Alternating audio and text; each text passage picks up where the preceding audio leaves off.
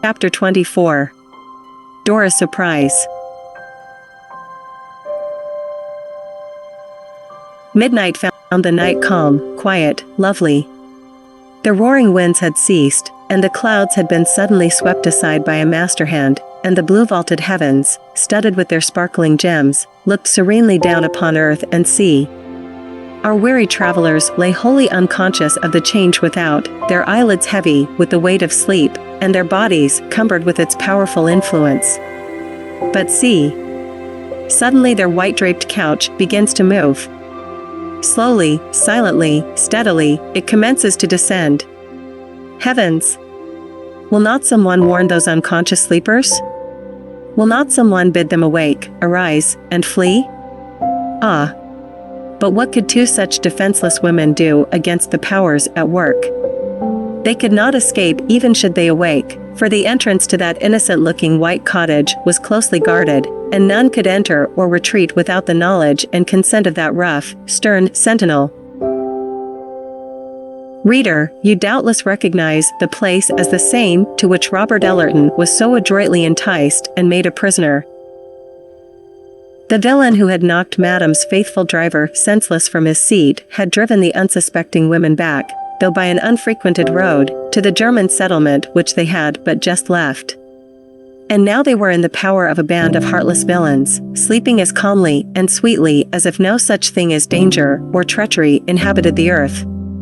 Softly, gently as a tender mother would bear her slumbering infant upon her bosom, their bed descended through the floor, down, 20, yes, 30 feet, when it was received by four muffled figures and carefully wheeled to one side of a most gorgeous apartment, which contained every comfort and luxury that the most fastidious could desire, after which the trap noiselessly ascended to its place, leaving no crack or crevice by which its existence could possibly be detected. Immediately after the four muffled forms silently glided from the room, leaving our friends to pass the remainder of the night unmolested. Late the next morning Dora opened her deep blue eyes, and with one fair hand swept aside the spotless curtain, and gazed out into the room. An expression of wondering admiration shone in her lovely orbs as she beheld the splendor, lighted by the many-jetted chandelier, which surrounded her, and she raised her hand as if to brush away some imaginary vision, but when she looked again the fair scene remained.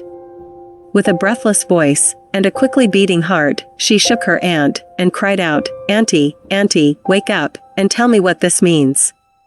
"What, child, what is it?" exclaimed the old lady, in a fright, sitting bolt upright in bed, and unable to get her eyes open. "Why, this lovely room, all these beautiful things.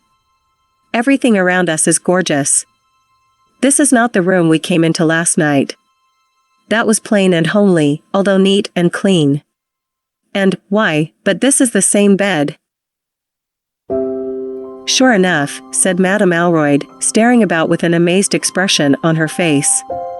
"We are either bewitched," she continued, "or our room has been entered during the night, and we borne off, bed and all, to another. Oh, auntie, see what lovely pictures and statuettes, and just look at this lovely toilet set. Was there ever anything so exquisite?" exclaimed the impulsive girl, who had sprung from her couch, and was pattering about in her little bare feet upon an exploring expedition, and filled with admiration at everything she saw. But Madame was in a brown study. The change was as unaccountable as it was lovely, and she was deeply troubled and perplexed. What could be the motive for this complete transformation? The design could not have been robbery, for there lay all their luggage right before them, while her watch and money were snugly tucked beneath her pillow, just where she had placed them before retiring. The more she strove to solve the mystery, the more puzzled she became. But she wisely resolved not to excite Dora's fears, until she saw something actually alarming. At this moment a servant swept aside the heavy curtain which covered the entrance to the room, and approached. But she suddenly stopped upon seeing that little white-robed fairy who was flitting about the room, and a look of honest admiration settled over her face. Presently she went forward, and said, in a low, sweet voice, "Can I assist Mademoiselle about her toilet?" Dora gave a little scream of startled surprise, for she had not heard the girl's light steps behind her. But seeing that it was not the same maid who had attended them the previous night, she recovered her self-possession, and said, "How you startled me, my good girl. But never mind. Where did you drop from and what is your name?" "Nina, at your service, and I came in at the door," was the reply. "Well, then, Nina, if that is so, for I did not know but that you had woke up and found yourself here, like ourselves, please tell me where we are, for I believe my head is nearly turned with so much beauty and elegance." "I am happy to know that Mademoiselle is pleased with her apartments," returned Nina, evading Dora's query. "Apartments? Is there more than one?" questioned Dora, in surprise. The girl stepped hastily forward, and seizing a heavy tassel, gave it a vigorous pull, and instantly 2 huge curtains slid apart, disclosing an elegant boudoir. "See," she said. "This is for your accommodation, too." Oh, Auntie, do come and see," exclaimed the gratified girl, with a radiant face. Her features clouded again instantly, as she said, "But you have not yet answered my question, you have not told me where I am." She tapped her foot impatiently, while she went on. "It is all very nice to have these beautiful things at my command. But I want to know whose hospitality I am enjoying, all unasked. We were not in this place last night. Whose residence is this?" There was no retreat. The little maiden's tone was very imperative, and there was an indignant sparkle in her blue eyes. "You are in the palace of his lordship, the Baron Weichel," answered Nina, dropping her eyes, while a guilty flush mounted to her brow, beneath the penetrating gaze of Miss Dupont. "But how came we here?" interrupted Madame Alroyd, with a sharp glance at her, as she noted her evident confusion. "You were brought here by the Baron's own orders, madam."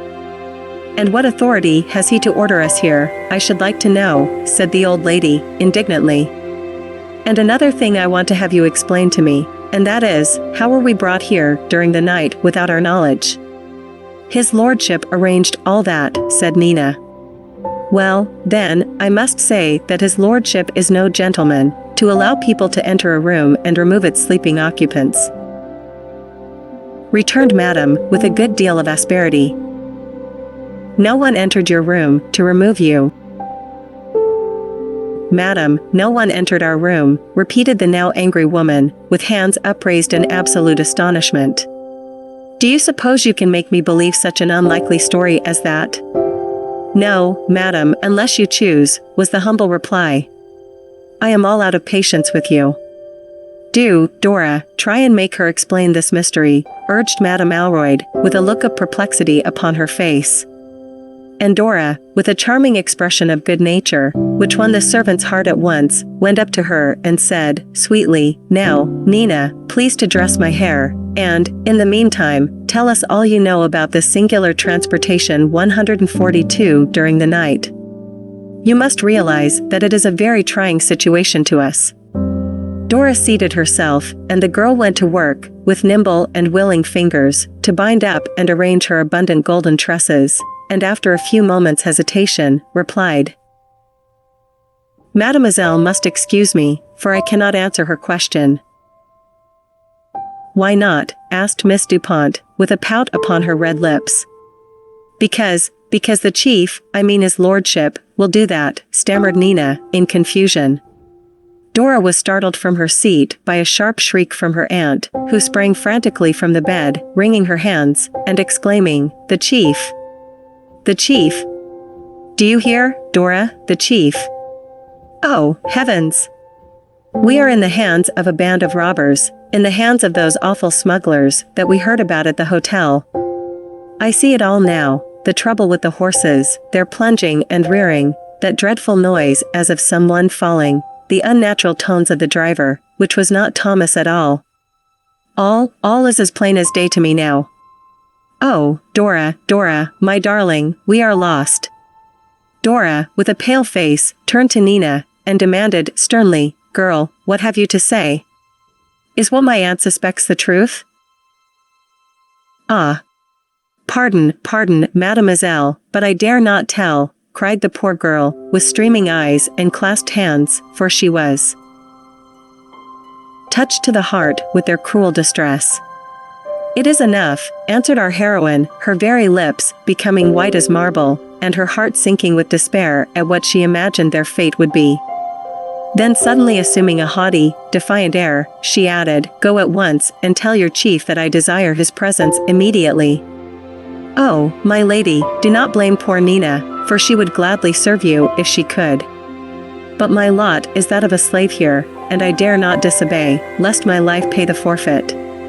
Were it not for my own dear mistress, I would gladly die." "What?" almost shrieked Dora. "Are there others here, in the same situation with ourselves?" "Ah, mademoiselle, there are 7 as lovely ladies here as ever the sun shone upon." "Oh, heavens!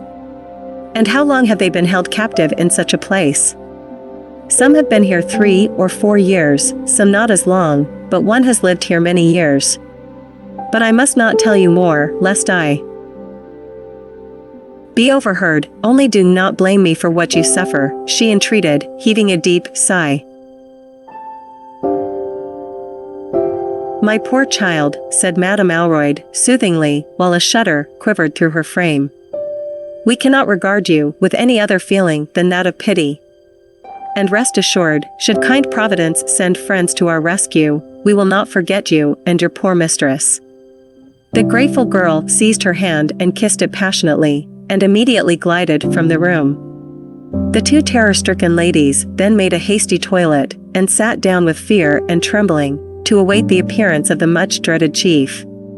Presently Nina returned and said, "The chief desires that you will partake of your breakfast, which is waiting, after which your request shall be attended to."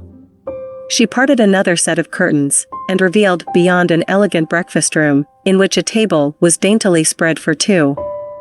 Dora walked proudly within, without uttering a word in reply. Madame timidly followed, and they seated themselves, going through the ceremony of eating, being attentively waited on by the faithful girl. When the repast was ended, Nina seized a tiny silver whistle that lay upon the table and blew it, and instantly a page entered and removed the service, followed by the girl. Not many minutes elapsed, and Dora saw the drapery which hid the entrance move. Then there was a sound, as of persons whispering. She held her breath. She felt that the decisive moment had arrived. A fair, white, shapely hand parted the curtains, a trim, finely formed foot was upon the threshold, and for an instant our heroine's head grew dizzy, while a mist veiled her eyes, but with a mighty effort she conquered the faintness, 144, and drew her queenly little form to its fullest height, and waited for the appearance of her dreaded visitor. The drapery was swept entirely aside, and a cry of indignant surprise parted her lips as she fixed her eyes upon the figure before her.